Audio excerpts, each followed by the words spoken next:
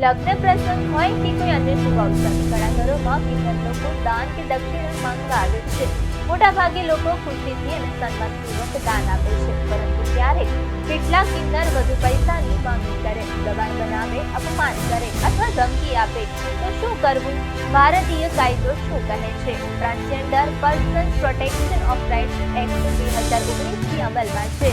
આ કાયદા મુજબ જબરદસ્તી પૈસા માંગવા, ધમકી આપવી, ડર બતાવીને દાન પુરાવવું, અપમાન કે દબાણ કરવું આ બધું ગેરકાયદેસર છે. કલમ 18 મુજબ કોઈ ટ્રાન્સજેન્ડર વ્યક્તિ દબાણ, અપમાન કે ધમકીથી પૈસા લે છે તો તેનું 6 મહિનાથી દંડ પણ થઈ શકે છે. યાદ રાખો, દાન આપવું તમારી મરજી છે, પરંતુ દબાણ, ધમકી કે જબરદસ્તી સહન કરવી તમારી ફરજ નથી. કાયદો સામાન્ય નાગરિક અને ટ્રાન્સજેન્ડર બંનેને સમાન છે.